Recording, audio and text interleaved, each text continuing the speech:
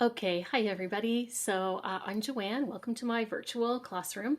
I was asked to talk a little bit about clarifying for, as, and of learning for you today. So, as I was thinking about this, I was thinking, how can I keep this short and sweet, especially when it's such an enormous topic and so important? I really do think that these assessment concepts are at the core of teaching and the core of learning, the core of helping us guide and support kids moving from wherever they are and moving them forward towards a destination. So I thought, how can I clarify this for you? I think I'm going to try to connect it to something that you might have a little bit more understanding of, and that's maybe a dinner party.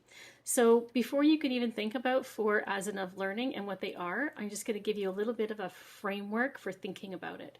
So let's say that you have a goal, you're learning, your goal is to create wonderful dinner parties that are entertaining, social, and tasty. And that's your destination. That's what you really want to get really great at. So I call our destination goals, or our big learning goal, our island goal. And I have an island goal in my classroom. Looks like this. It just helps me stay focused on what I'm really trying to do. Okay? Now that I've got my destination in mind, I really want to hone in on something very more specific. So I want to learn how to make some tasty starters for my meal, a starter soup. I want something spicy and tasty that is going to help complement and get me towards this goal. I call those sailboats in my classroom, and they're a little bit more of it's a learning goal. It's not quite so far in the distance, quite so far off, quite so lofty, but it's certainly attainable, and it's a piece of getting to the island. So do you see the nautical theme? My boat is going to get to my island. That's my destination. So I'll probably have a few other little boats in here, like maybe that I want to think about how I'm going to make an entertaining type of piece. So my next little boat might be about entertaining, and my next little boat might be about how I can create those social gatherings somehow, whatever it happens to be. So there might be several boats that get to my island. All right, and then the cool thing is that the stars guide the sailboats at night. These are our criteria that help our boats get to the island. And so here we are. I want the dinner parties. I'm working on dinner parties. I am working on looking at trying to get a spicy soup for my starter that's going to wake up everybody's senses and make them want to go on to the next course.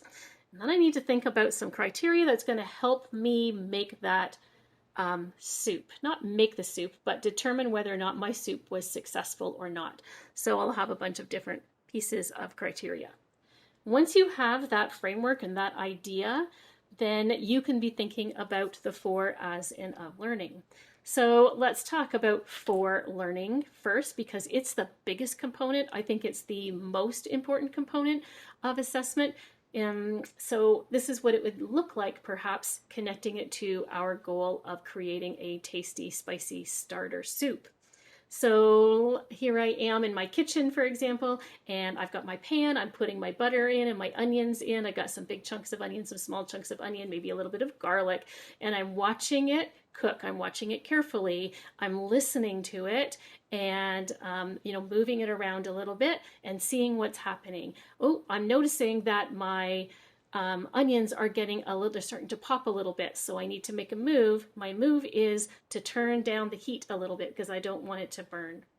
Oh, I'm noticing that some onions on this side are a little bit bigger and they're not cooking the same as some of my smaller onions. So I'm going to take my smaller onions out and I'm going to keep cooking my bigger onions. So I'm making some changes to make my onions get to the point where they're nice and soft.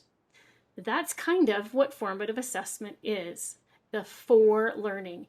I'm watching, I'm looking, I'm listening to what's happening, and I'm seeing what's happening at the end of the product so I know what moves I need to make as a teacher.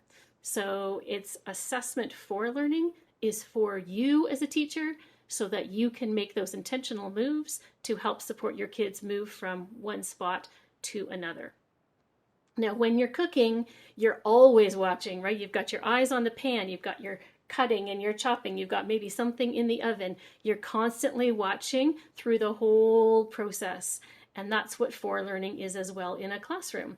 You're constantly observing every second, every minute, every day. You're watching and gathering information so that you can move on to the next step. All right, so hopefully that clarifies that forelearning. There's just that one other little piece too that I wanted to kind of push a little bit, is that when you're watching and listening and seeing what's happening, that's that triangulation of data, which I'm sure Joe will talk to you about. He's the expert in that too, but you're looking for conversations, what the kids are saying.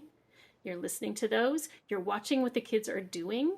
And that's like part of that process piece. Like process is so more important, I believe, than the products that they create. That's the third thing. So you're going to be watching all those three things and looking and observing those, so that you know what to teach, when to teach, how to teach it, who to teach it to, and where you might teach it. So you're making all of those decisions moment by moment by moment. All right, so that's forelearning. So keeping with that metaphor of cooking in the kitchen for the dinner party, let's just move to of learning. I see that as the smallest part in the whole process of assessment. Now our guests have arrived at our party and they're sitting down to eat that soup. And I hear them say, ooh, oh, that's wonderful. Oh, what an A+ meal. Fantastic. Oh, I'm 100% going to make this myself. Wow, that's a level 4. Those are kinds of assessment of learning. So you're checking to see if you were successful in creating that soup. And people are giving you like numbers like a 100%, level 4, A+, it's a pass. Those kinds of things are of learning. And going back to our framework here, the of learning, we're looking at these pieces of criteria that help determine that this was successful, that we made this goal. Hope that makes sense to you.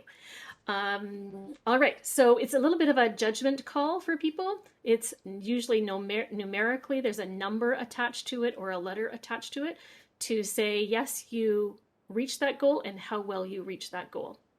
All right, so for thinking about, that's report cards, or maybe you're doing a rubric, those kinds of things are more assessment of learning. All right, now we're going to get to the as learning. This is the part that is really where we're trying to get everybody to. We all want our kids to be lifelong learners, and we want them to be able to delve into their learning and own their learning themselves. We want them to be as the teacher. So that's how I start thinking about that. Here's how it connects to our scenario with cooking.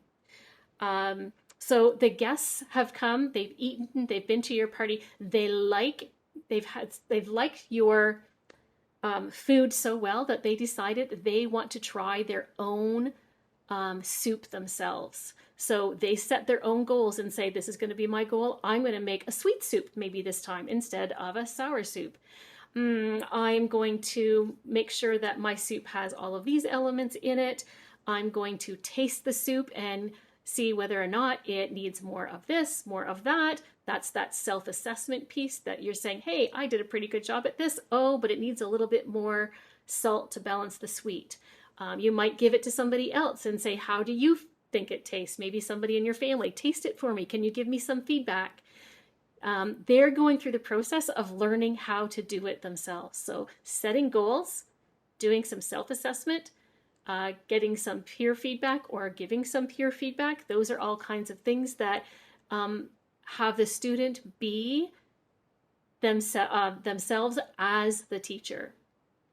Let me see, is there anything else I wanted to say?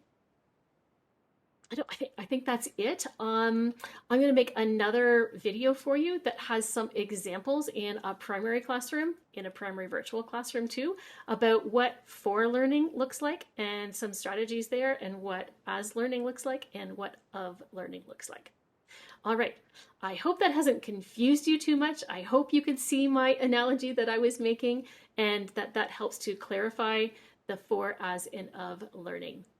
Awesome. Keep learning yourselves, and maybe you too will become as learners in as teaching.